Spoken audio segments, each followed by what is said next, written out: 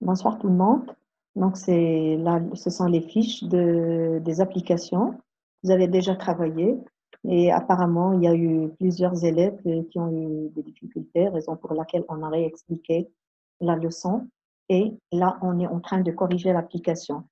Et surtout, c'est pour les élèves qui n'ont pas assisté, qui n'ont pas eu l'occasion d'assister à la correction en ligne. Voilà, donc on passe, premier exercice. Dites si les phrases sont simples ou complexes. Donc, on indique ça par les initiales S ou C. Bien. Donc, nous mangeons, pour rappeler, la phrase simple est une phrase qui contient un seul verbe conjugué. La phrase complexe est une phrase qui contient au moins deux verbes conjugués ou plus. Alors, nous mangeons de la tarte aux pommes. Nous mangeons de la tarte aux pommes. Là, nous avons une seule une seule, un seul verbe conjugué. Donc, il s'agit d'une phrase, bien, une phrase simple. Alors, deuxième phrase. Hugo a encore menti à ses parents. J'ai un seul verbe, c'est le verbe mentir.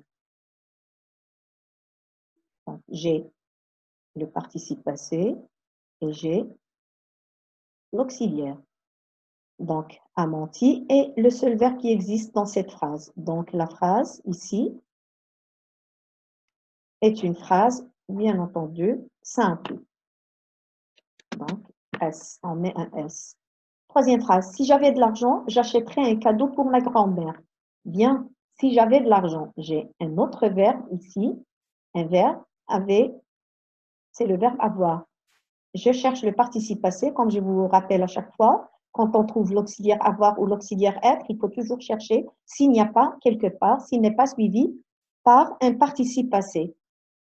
D'accord? Donc, mais ici, il n'y a pas de participe passé, donc c'est le seul verbe, c'est le verbe avoir. Bien.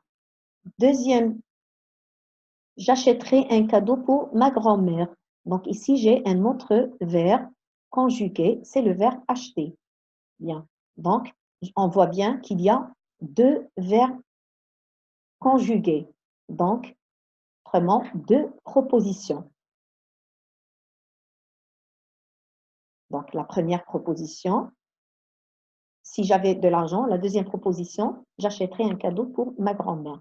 Donc, la phrase ici est une phrase complexe. Quatrième phrase, le chanteur qui donnera un concert à Paris a déjà enregistré plusieurs disques. Donc, on cherche le premier verbe conjugué, c'est le verbe donner, au futur, bien sûr. Un concert à Paris a déjà enregistré, j'ai l'auxiliaire avoir, donc automatiquement, je cherche s'il n'y a pas le participe passé. Effectivement, enregistrer, c'est un participe passé. Là, c'est le verbe enregistrer, conjugué dans un ton composé qui est le passé composé. Donc, j'ai un, deux verbes. Donc, il s'agit d'une phrase, bien entendu, qui est complexe. Bien, phrase 5. J'aime toujours les cadeaux que tu m'offres. Donc, j'ai le premier verbe, c'est aimer. Le deuxième verbe, c'est offrir.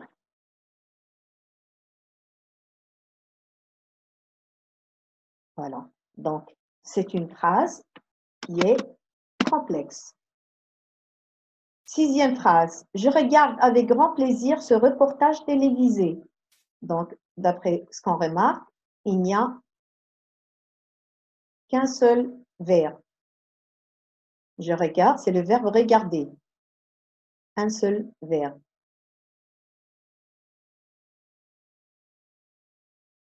Avec grand plaisir ce reportage télévisé. Donc, il s'agit bien d'une phrase simple. Marie joue toute seule dans le jardin. Donc, on voit qu'il y a un seul verbe conjugué. C'est le verbe jouer. Donc, là aussi, c'est une phrase simple. Bien. La phrase numéro 8. Mon frère qui courait dans les escaliers. Voilà, je repère un premier verbe.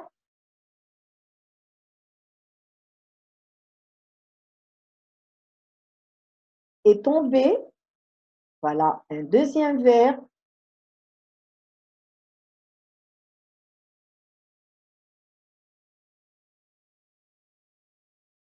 Et voilà, c'est cassé, c'est le troisième verbe. C'est le verbe se casser. C'est un verbe pronominal. On appelle verbe pronominal parce qu'il est toujours accompagné de ce petit S, ce qui est un pronom réfléchi, parce que l'action reflète sur la personne elle-même. Bien, donc on voit bien qu'il s'agit d'une phrase complexe. Samedi dernier, Sarah est allée à la piscine avec ses amis. Donc, ici, on ne voit que le verbe aller, conjugué, bien sûr, au passé composé. Donc, il s'agit d'une phrase simple. Tous les soirs, papa me lisait un conte, puis me faisait une bise avant que je m'endorme. Donc, on voit le premier, tous les soirs, papa me lisait. Donc, premier verbe, c'est le verbe lire. Puis, me faisait ici le verbe faire.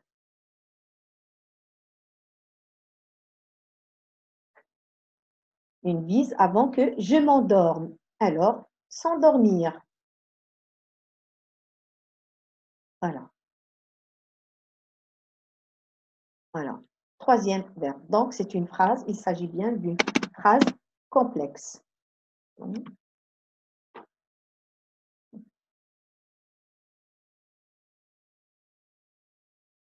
Dans un C. Bien, on passe à l'exercice 2. Souligne les propositions dans chacune des phrases ci-dessous, entoure le mot qui les relie ou l'élément, bien sûr, qui les sépare, tout en précisant s'il s'agit d'un élément juxtaposant ou coordonnant ou un mot subordonnant. C'est-à-dire, est-ce qu'il s'agit d'un élément de la ponctuation, virgule, point, virgule, comme on a vu dans le cours, deux points, ou bien un mot coordonnant, c'est-à-dire, il s'agit-il d'une conjonction de coordination, mais où est donc hormis car, ou bien une conjonction d'un mot subordonnant qui peut être soit un pronom relatif, soit une conjonction de subordination. Les pronoms relatifs, les conjonctions de subordination, ainsi que les conjonctions de coordination, vous les avez sur vos listes, vous devez bien les connaître. Donc, je vois, alors, je vous ai montré là, je vous ai dit, j'ai attiré votre attention qu'il faut, alors, on commence qu'il faut toujours commencer par repérer le mot subordonnant. Pourquoi? Parce que c'est lui qui domine dans la phrase complexe. Donc, quand on repère le mot subordonnant, on n'a pas besoin de voir ni l'élément de juxtaposition, ni la conjonction de coordination. Donc, je commence toujours par chercher un mot subordonnant. Je vois, commençons par la première phrase, je vois une femme, elle promène son enfant. D'accord? Donc, je vois une femme, voilà, une proposition. Non, je la souligne. Voilà. Elle promène son enfant, je ne vois pas le mot de subordination. Donc, les mots je ne vois ni pronom relatif, ni conjonction de subordination. Donc, ce sont deux propositions qui sont indépendantes, mais là, elles sont séparées par le point-virgule. Donc, ici, il s'agit d'une juxtaposition. Donc, juxtaposition. Voilà. Phrase suivante. Donc, j'ai vu l'homme qui s'est perdu hier. Donc, j'ai vu l'homme qui s'est perdu. Je cherche un mot subordonnant. Là, je repère un mot subordonnant. D'accord? Voilà. C'est le mot qui. Donc, le mot qui est un mot subordonnant. Donc, je dois le souligner avec sa proposition qu'on appelle subordonnée, parce que c'est lui qui lui donne ce nom. D'accord? Bon, tant qu'il y a une subordonnée, c'est-à-dire une proposition introduite par un mot subordonnant, qui est ce qui est un pronom relatif, donc automatiquement, il doit y avoir une principale. La subordonnée ne peut pas exister seule, donc elle a toujours besoin d'une principale. Voilà. Donc ici, quand même, c'est une subordination. Donc, il s'agit d'un mot subordonnant. Voilà. Suivante. Je cherche mon mot subordonnant. Donc, je cherche lorsque. Voilà, je viens de repérer lorsque. Lorsqu'elles en auront envie, elles iront se promener. Donc, j'ai le mot lorsque, je le souligne, bien sûr, je le prends avec sa proposition, avec son verbe conjugué et ses compléments s'ils en ont. Voilà. Remarquez que je n'ai pas fait attention à la virgule qui est là. J'espère que vous la voyez ici.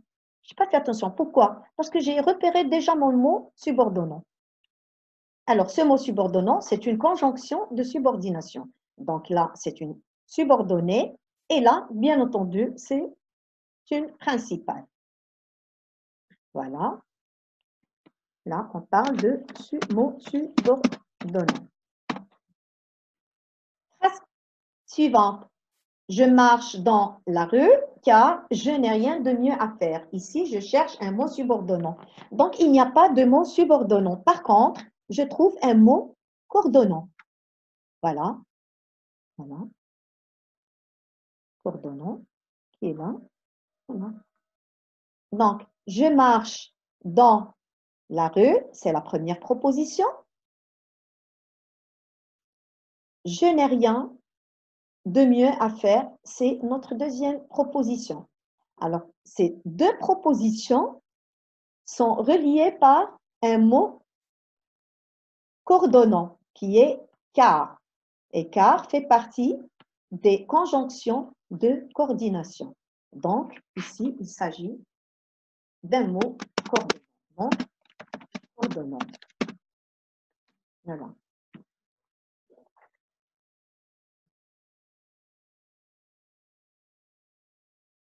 Tu as acheté la voiture que tu as tant admirée. Donc, première proposition. Je cherche mon mot subordonnant. C'est que. Voilà. Que est un mot subordonnant. Donc, ma première proposition que je viens de repérer, elle est introduite par un mot subordonnant. Donc, je prends le mot subordonnant avec sa proposition subordonnée. Donc, ici, bien sûr, c'est la principale là, que je vais souligner. C'est la principale. Voilà. Donc, là, on parle aussi de subordination ou élément subordonnant. Phrase suivante, la sixième phrase. Elle aime voir les enfants, mais elle n'aime pas en avoir. Alors, elle aime voir les enfants, mais alors je repère ici un mot. Il n'y a pas de mot subordonnant. Par contre, il y a un mot coordonnant. C'est le mais. Mais où est donc ornicar? C'est une conjonction de coordination. Donc, j'ai deux propositions. La première, elle aime voir les enfants. La deuxième, elle n'aime pas en avoir. Voilà. Et le petit mot de coordination, le mais, voilà. Donc, c'est un mot coordonnant. On parle de mot coordonnant. Coordination, c'est la même chose. Bien. Je m'élance, je saute, je touche le sol et là, je perds l'équilibre et je m'étale par terre. Je m'élance, donc je m'élance, c'est une proposition. Sujet plus son verbe, pas de complément. 1. Position 1, la première. Je saute, il y a un verbe conjugué plus son sujet. Deuxième proposition. Et 3. Je touche le sol, c'est troisième proposition. Et là, je perds l'équilibre. Quatrième proposition. Je m'étale par terre et notre cinquième et dernière proposition. C'est une phrase qui n'est pas complexe, mais hyper complexe. Alors, la première proposition, les deux premières, je vais noter ici, P1, ici, P2, ici, proposition 3, ici, proposition 4. Et là, enfin, notre dernière proposition, numéro 5. Alors, P1 et P2, quand vous les voyez, ils sont séparés par cette virgule, comme vous le remarquez. Voilà. Alors, P2 et P3, elles sont séparées aussi par cette virgule. Par contre, la proposition 3 et la proposition 4 sont reliées par la conjonction « et ».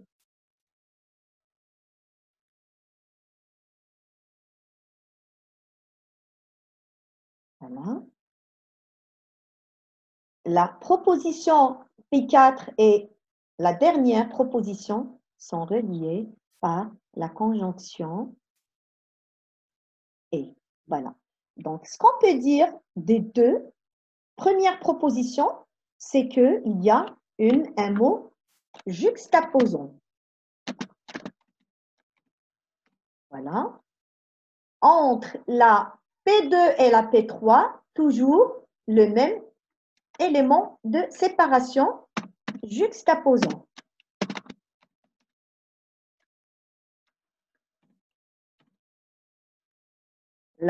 Entre les deux propositions P3 et P4, elles sont reliées par le « et », donc c'est un mot coordonnant. La proposition 4 et la proposition 5, là, elles sont reliées par un mot coordonnant, d'où